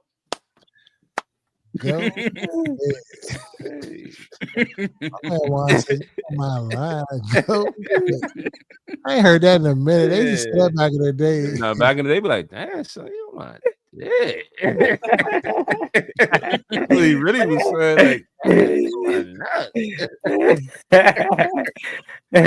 let me find out John trying to be like Juan. Go ahead. Go ahead, Juan. But nah, though, that I do think Yankov, because me and Reedie was at camp, and Yankov, child, like that same catch that he caught in that last game was the same catch he caught in practice, and he housed it in practice. 1 second, Z, before you go, and just to Juan's point, he said he don't have no speed. Shit, Yankov showed more speed than all the damn receivers tight ends we had last year. On that one preseason play he just made a couple weeks ago. Zach Ertz ain't running like that at all. Mm-hmm. Not facts. Not running no seam route. Damn, where my man Amani Rogers at when you need him? Damn, he was supposed to. I'm so mad none of them panned out. Amani Rogers, Cole Turner, all them dudes was fast. Yeah. And it was another tight end that was amongst that group. Yeah, Amani Rogers. It was the other one. I forgot his name. Damn, what's his name? It's slipping my mind. There were a lot. All of them was injury prone. Mm-hmm. But Kager don't look too bad. Kager seems to have speed. He almost Lucas Cager. Cager. Yeah, Yankov is. I don't know. I like his name. It's kind of growing on me. That's tough. That sounds like a football player name. Like he could just block the shit out of you, bro. I ain't gonna lie. I ain't gonna lie, bro. He should have stuck with 41 though. He looks sweet in 41. Oh, he changed the number? Yeah, number 80. Oh, he changed the number to 8. He did. He changed it. Yeah. 80, that's trash. That's Jamison Crowder only, bro. Like, yeah. What is it? What's the numbers that they dress on game day? I forget. What is it? 50 or something like that? 49, 47? It's like 48, ain't it? Something like that. I think 5 people be on inactive or something. That'd be 48. I think it's 48. It's around that number. Yeah. Niggas a damage train 53. 47. 47, okay. Yeah. All right. It says NFL can dress 47 players for game day with a maximum of 48 if they dress at least 8 offensive linemen. Okay.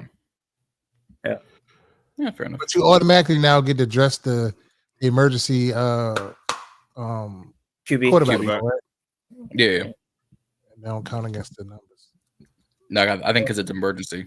Like it's that last break glass in case.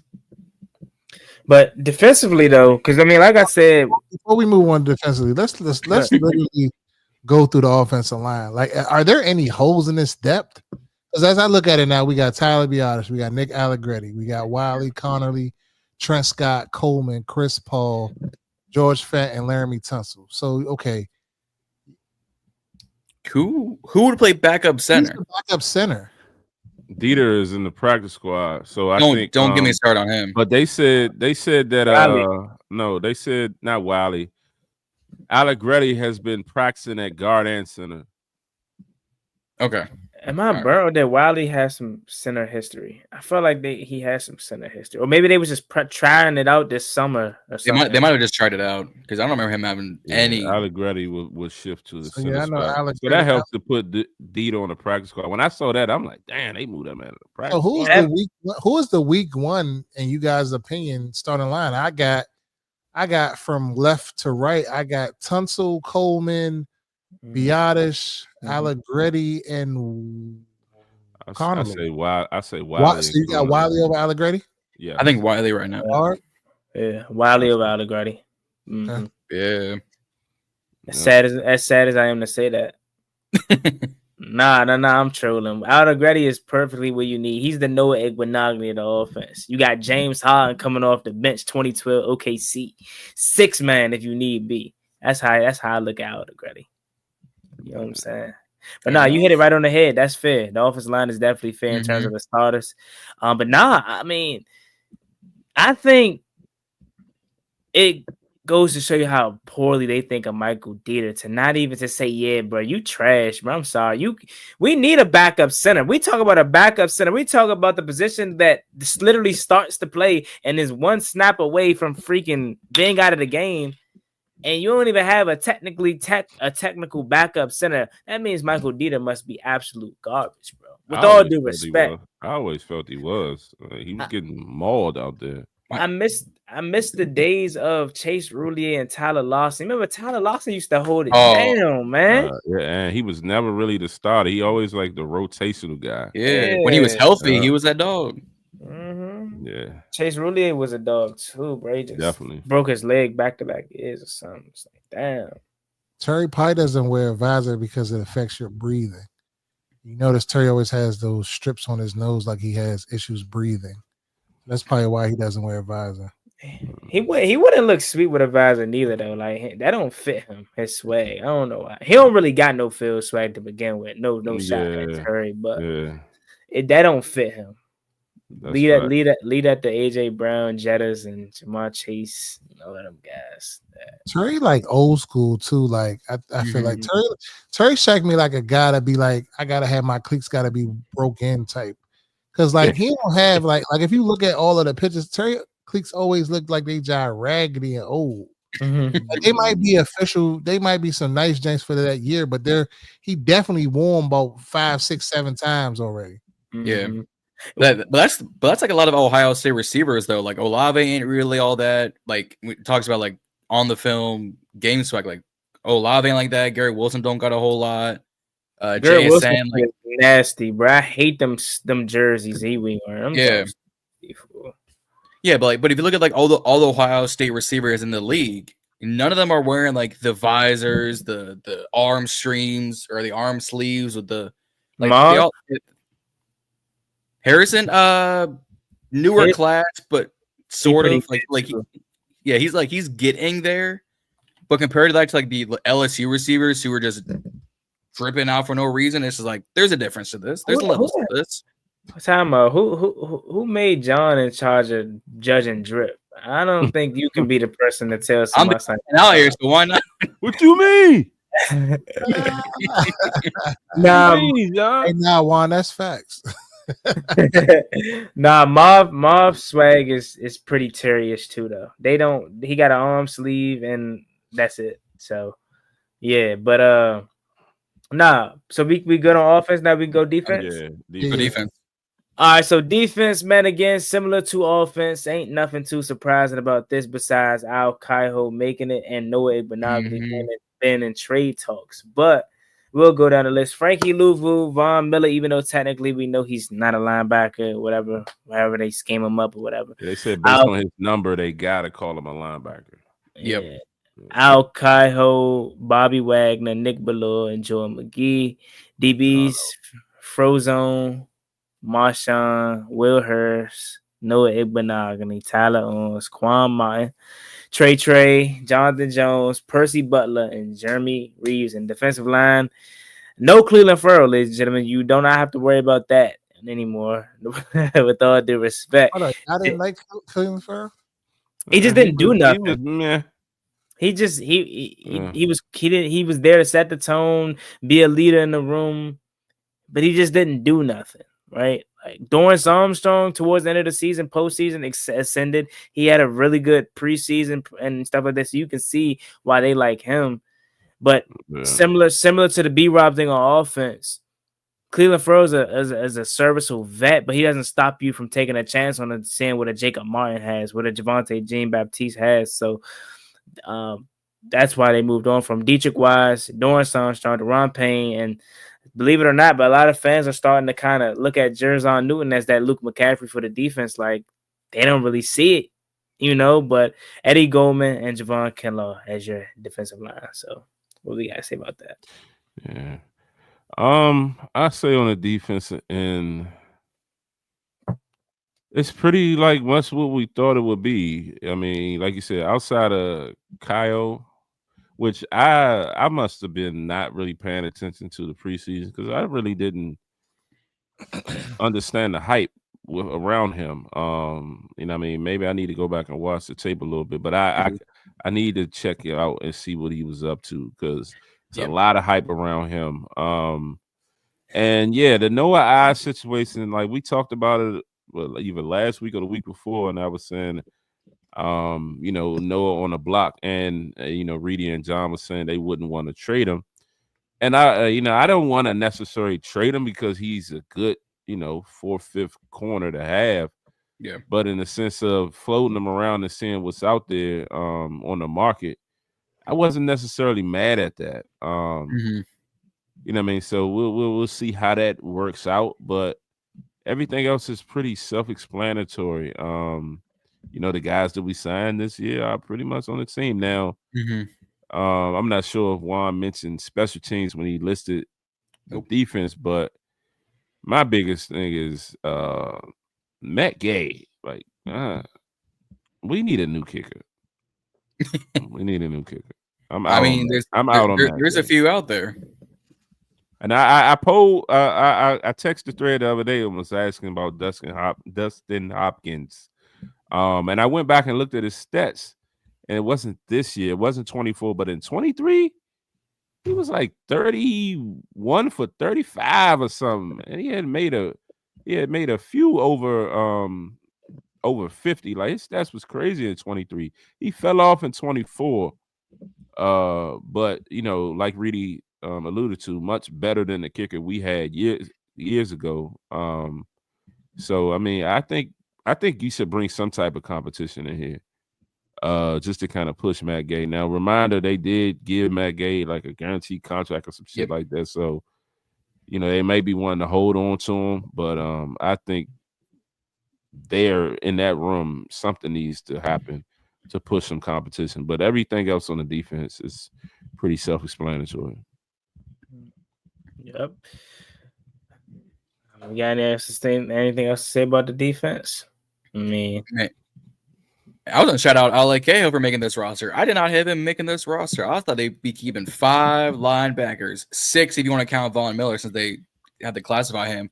I didn't see that happening, so shout out to him because he did his thing this preseason. So you got to go back and watch some tape, my man. Yeah. He looked a lot better than Madrano. He looked like, as people would put it throughout the preseason, a more natural linebacker than Madrano did. Even Luvu was pointed out in the mic'd up videos. He was like, "Yo, I got another Oos here with me." Like he was excited to have Cahill with him even during preseason. So I can't wait to see what he does. It might not be a whole lot of reps. It might not be a whole lot of stuff. Like I could see him being that Nick Bellore rotate special teams guy, but you got to start somewhere on this team. Yeah, so I'm excited for that. They sure got Duke Riley the hell up out of here quick. Quick, fast, and in a hurry. Quick. He only lasted 2 weeks. Yeah. D-line is about what I thought it was going to be. Jacob Martin, JJB, Wise, Armstrong, Payne, Newton, Goldman, Kellen. One, I want to know what fans you'll be having in the comments section that'd be turning on Johnny Newton already. Because I ain't seen none of this. So, no, it wasn't fans. It was just more so about, like, what I was saying on social. Not, like, fans that watch me. It was just fans of the team. And, I mean, I guess it's just more, like I said, with the Luke McCaffrey thing, it may be too early to turn on him. And I'm not saying I'm turning on him. It's just what I'm putting out there. I'm not saying that at all. But it's just like, what they're seeing from him, he isn't giving you enough or like showing you anything in terms of like, all right, I can see why we spent a second round pick on him. So it is a little bit surprising. Maybe they've been giving him the benefit of the doubt because he plays D-line and he was banged up last year with the foot injury. But there is a little bit surprising that no one is like down Johnny Newton's back and he's a second round pick, but everyone's down the back of Luke McCaffrey. You feel me? So I kind of see where they're coming from with that. My thing with Newton is he came out of the draft with that foot injury. Pre-injury Johnny Newton at Illinois, guaranteed top 20 pick. He should have been taken where, who was it? Jared Verse was taken with the Rams. I expected him to be up there. Fisk was in the same realm. But when you look, Braden Fisk, and he got to LA, and I was like, God damn, they paired both of SC boys up. But when I saw us take Johnny Newton at that second spot, I was a little confused why he went interior D-line, and I went back to the table. I went, yeah, Newton was supposed to be a top 20 pick. Newton was supposed to be the equivalent, not the same player, but an equivalent comparison to like a Jalen Carter. Mm-hmm. Not as much competition because it's, you know, the ACC and the Big Ten. It's not the SEC. I got it. Cool. Move on. Georgia can't keep guys off the roads anyway, so move on. That's crazy. But Johnny Newton was up there. Johnny Newton and Jalen Carter. Johnny Newton was that guy at Illinois, one of the best interior defensive tackles in the country before he got hurt. Once he got hurt and he got the surgery and then he got drafted, they even said, hey, we got Johnny. He's going to take some time because he's still recovering. From January to April, it's only 4 months. So I think it was his ankle or it was a knee or something. Like it takes 6 to 8, depending on the severity of the injury. He started the season not 100% either. Yeah, I understand that. But when you say you make the comparison, like the equivalent to Jalen, when I think of Jalen Carter, game record takes games over, dominant. Like I don't see that in him. Because it's taken him a while to get. Think about it, he was all sat behind Payne and Allen for a hot minute. So he was already back there. Like he definitely held his own last year more than Luke. So I don't think that's comparison is even flies either. Yeah. So his last year at Illinois, 52 total tackles, 7.5 sacks, 1 forced fumble as an interior defensive lineman. Name me a college D tackle that comes out the drive with built-in 7.5 sacks. Fisk, Carter, Davis. You got Peter Woods this year. Like, again, because I had this conversation with Adam and Nebo, shout out to him. I had this conversation with a lot of guys in the draft community. Newton was supposed to be that guy going to the draft. The moment he got hurt, his draft stock just went down and down and down. Like, he got taken after Ruka Roro, who went to Atlanta to pick ahead of him. Because if you watch the draft part or the commander's log with AP on that draft, they were surprised Rook went ahead of him. They were like, he went, Johnny, my man, what's happening? Mm-hmm. Like he felt good.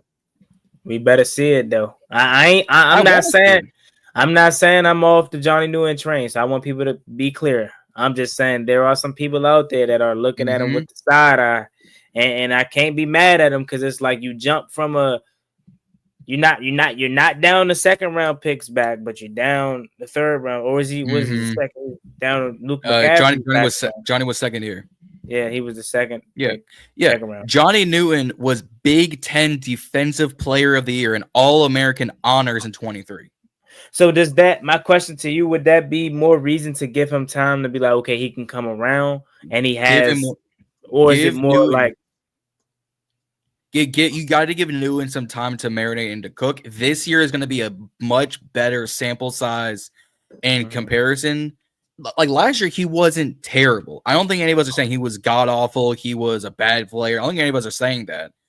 My thing is, he came into the building injured. He came into the building mentally not 100%, physically not 100%. Well, we said the same thing about Marshawn when he got traded here. It took him forever to get on the field. And he said this offseason, I wasn't right mentally, wasn't right physically. I'm back now. I'm 100% now. Newton can be, you can say Newton's in that same category. Yeah, my man cut his wick, so hopefully that means something for him. Hopefully that means he can move a little swifter. You feel me? But We need big bacon. He look like a total different person. That boy went from looking like a South Florida Jet to being up there with John at wherever you at. All I know is it's almost week 1. That's all I know. It is. Man, this week need to hurry up. Next week is gonna go so slow. Oh God, it's gonna go so slow, man. But that's all we got, John. Leader. I think that's everything we got, guys. Anything else you want to add? Shit, maybe. After my little rant. Of course, you took 36 minutes to get. Of course, I took. I timed you too, man. No, that's fine. I don't think it was nothing else. But y'all gotta stop what y'all doing on this note. This Noah I train. I like Noah I, and I think exactly. Get him. Look at it. He's our 4th cornerback.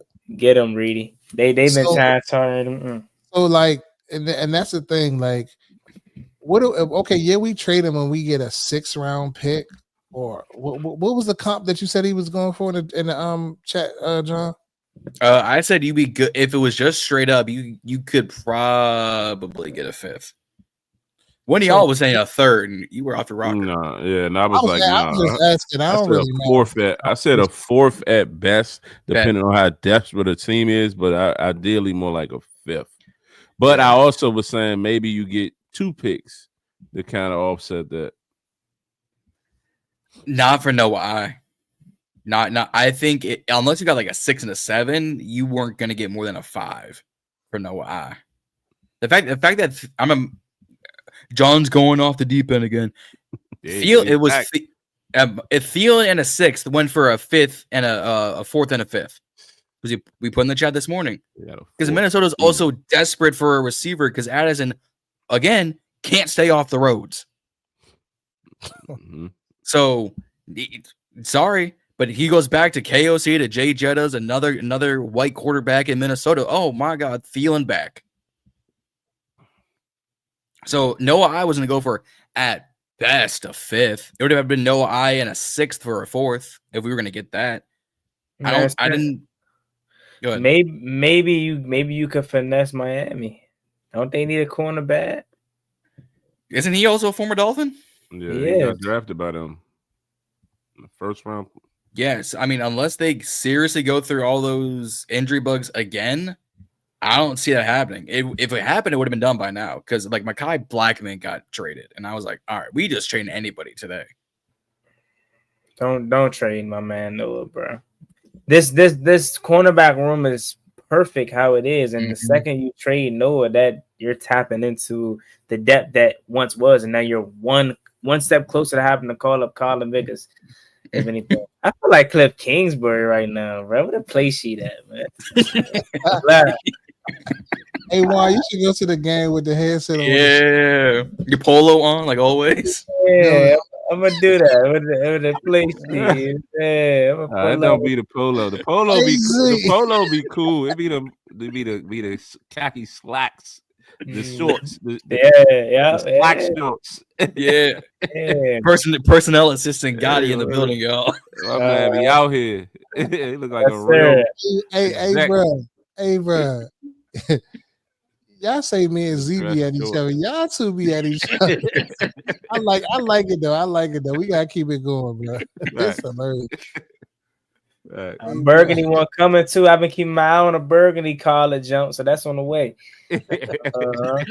Juan and Zee shopping in the same Algs, huh? Yeah. Zee love a Commander's collar shirt, boy. I tell you. Man, the polo, them first few weeks before it get cold. Sign me up. Who really stepping like that though? Everybody want the jersey. Talk about Reedie come out the training camp looking like a coach. Y'all pulling up really looking like a coach. Hey, like y'all on a damn athletic fucking straight. That New England preseason game, I went live. I had on the hat with the polo. They was like, "Damn, Z, look like you coach." Player personnel.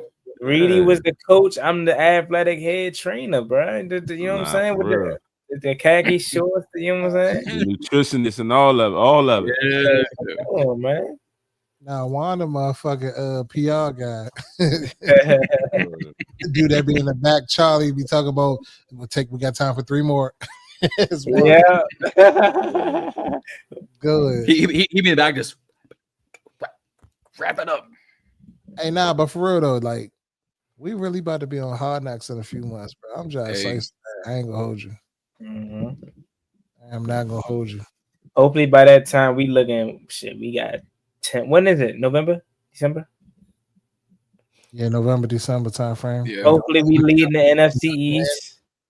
Coming down the end, but it's like a whole. But let me ask y'all and people in the chat before we go, how y'all feel about this? Because I feel like the narrative in the national media has just shifted. Like, and it's been like trending that way. I feel like in the beginning of the offseason, it was some people that was on, but some people was still on the fence. Now I feel like all of them is like Super Bowl contender. This, that, and the third. All Mike Tannenbaums, all of them, the Darian Woodleys, all of them is on now. Like, are we believing this? Like, not saying I know we believe that we could be good and stuff like that, but like, can we really believe like these guys are really like? Because we're not used to this. So like, how y'all feel about that? I can't take Mike Tannenbaum seriously, calling Jordan Love the best QB in the NFC. I said I can't take it seriously. Was he the same guy that said, "What if it's not Washington? Who are the 2 biggest threats to Washington?" And he said it was Tampa Bay and Green Bay. But when I saw that, bro, I said, "Go ahead." I like Baker. I think Baker is tough, but I was more so side-eyeing that Packers one. I'm like, no Philly. He loved the Packers though. He in love with Jordan. I think the Packers nice. I mean, I'm just Jordan Love. He hasn't moved a needle for me, man. I don't know what it is about him. It's something about him that he's so meh to me. Like there is a reason Mike Tannenbaum is a former GM. But to Reedie's question though, I personally feel like they're coming back around because of Terry's, signing us, so that kind of completes us. I felt like for me, it's kind of been the opposite. I haven't heard no one really like questioning our potential chance of a success or a Super Bowl win because of what we did last year, because of Jay and whatnot. Stephen A. To me, I feel like, not to cut you off one, but to me, I feel like Stephen A. don't want to say we good because he's trying to like hold off just in case it don't pan out. Then he could have it out. Are we really listening to Stephen A. in the Big 2025? Like, I mean, I'm not saying I don't listen to him at all, but it's like we know what we listen to Stephen A. for a laugh. If you take his sports takes serious, you're doing yourself a disservice. That's what you go to Reedie and Zee for. That's what you go to Jon and Ballin In Burgundy podcast for. If you want a serious take, come on, man. We ain't worried about no Stephen A. Man. He gonna see we good, bro. He's on us now because of JD5. Yep. But let us have not had 5 here, still be talk about us like we crazy. We only pay attention to Stephen A. for his Cowboys takes of I need them up here so at Christmas time they can come down and crash. Only reason why we're watching them. I ain't gonna lie, and even to that point, not to ramble because we will get about it. That's starting to get repetitive too. Like I like clowning the Cowboys and whatnot, but bro, that is so played out now. Like in terms of it's just rewind because it's expected. Like you feel me? It ain't nothing surprising. But shout out to Stephen A. I love it every time he. How about them Cowboys? That should be hilarious. His whole Cowboy theme song. Damn. It just come out of nowhere, just walk into the room. Get the dying laughing at it. I love it every time. So they always fall apart. Southern Steve. I ain't saying I don't hate the Cowboys no more or anything like that, but it's so not maybe because we good now, but it's so past us. Yeah. Now. It's definitely it's the Eagles. Like our eyes get the Eagles, beat the Eagles, not worry about no fucking Cowboys. I hate the Giants more than I hate the Cowboys now. I don't even hate the Giants. That started in 2019. It started in 2019 with Dwayne Haskins and Daniel Jones. Long live Simba. They they was trolling me. Daniel Jones is better than all that. And ever since then, we could never beat them. I'm like, bro, I hate the Giants because no matter how trash they are, they always beat us. But man, wow. Steven, did y'all hear that y'all man Skip Bayless got a new show with Gilbert Arenas and Aqib Talib? Yeah, I saw that. I thought Gil Arenas was going to jail. He out on bail. Apparently, Gil said snitching Gil is pending. He said he ain't had nothing to do with that. He just rented the house. LeBron came in my face. Yeah, that was crazy. That's crazy. I ain't even want to bring it up. I was just going to glaze past. That's why I'm like, he just said that. Steven said some wild things. But no, yeah. Actually, to Eric's point, how does keep getting these damn shows? I don't know. Free Unk, man. Free Unk. Skip. Bring back Unk, man. But shit, John called it, man. If you haven't already, make sure you. Hey, no, Z, John, because last week, I mean, was it Monday when we recorded? Oh yeah, I remember. You got on him because he ain't do it right. You said, "God, I was damn it, John." there. I mean, nah, John, you gotta do it with some swag. It's like it's always the pause with it. You gotta go. You know what I'm saying? Just flow, John. Flow. Come on. I want to chill on my man John. You know what he.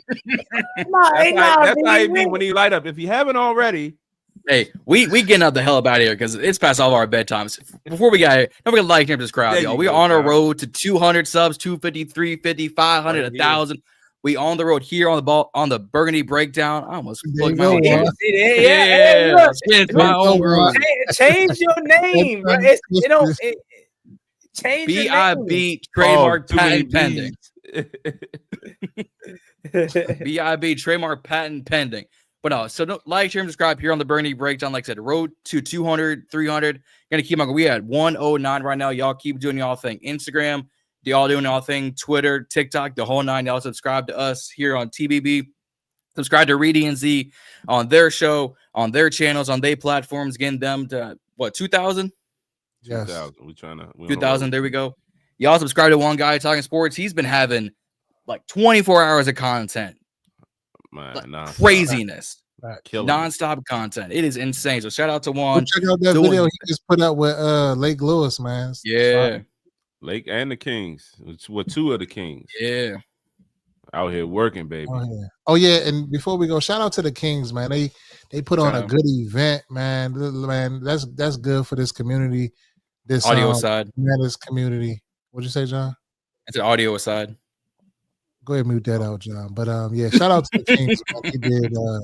They did their thing, man. Like, keep going, bro. Like, we got. Yep, y'all keep it going. What is he talking about? But don't forget to. Oh yeah, Z. Oh Z yeah, from last week. I don't know what you're talking about. I don't remember nothing. I do remember that. I don't remember. That was all him. What did he say? What's he talking about though? He said, "Damn." Yeah, we got that in the bloopers. Yeah. Go find the tape. Don't forget. Hey, on the live last week. I think he was talking about Bill. It was like give him a light load or something. Insane word. We getting up out of here. We getting up out of here. Hey, look, Juan Z tried to come on the show last week like he was making a special interest and shit. That was the week before, I think. Special appearance and shit like that, and got his ass hemmed up on that shit. It was insane work. We getting up out of here, y'all. We getting up out of here. Like, share, and subscribe here on the Burgundy Breakdown. We will see y'all next week, same time, relatively same time, same place here on YouTube. We will see y'all next week. Let's get up out of here. Next week, Reedie will not be on the show next Wednesday. Shout out to Reedie. Hold on. Shout out to Reedie. Next Wednesday will be Reedie's don't tell me 8th year anniversary. 8th year. 8th year another 8. Another great. Shout out to Reedie. Man, 8 years married. That's a milestone, baby. Yeah, that's all right right there. There we go, coach. There we go, coach. Yeah, shout out to Mrs. Boston for all she do. To all she do and her content creation with the madness and all. Yeah, she all plug her in, Reedie. Plug her in. You know it's crazy. I forgot to mention that. So I was on TikTok. TikTok just scrolling. And I'm like, I see a Commanders fan, I see a Ravens fan. I said, that look like Reedie, but I was just trolling though. Because I didn't know if it was him or not. Like I was just joking. But I'm like, that looked like Reedie, bro. That can't be what I think it is. And it ended up being who I thought it was. She out here. She doing her thing. Hey, that's proud of it. Congrats to that, man. I hope one day, you know what I'm saying? One day, man. Setting the page, man. Shout out to Reedie. Yeah, but I won't, like I said, I won't be on here Wednesday. So to be the three amigos, Z, Jon, and Juan. I'll see y'all the following week, week 1. I will be back. Well, no, hold on. You'll be back. That'll be week 2. You'll be back. Well, it'll be our episode right after week 1. Our episode right after week 1. Mm-hmm. But that'll us recording that Wednesday night. It will be a pregame to the Thursday night because week 2 is Thursday with the Packers. Oh yeah. Oh yeah. Wait, I'm all over the place. We'll figure it out. I'm tripping. Figure it out. Yeah. Oh, because week 2 next Wednesday is the 3rd. So we play Sunday and then we play Thursday. Mm-hmm. We'll figure it out. It's gonna be a short week. Yeah. I might be taking that show from the telly in Wisconsin. Hotel room. Captain, bro. Like if y'all believe that, Captain. I'm fucking around to go dolo.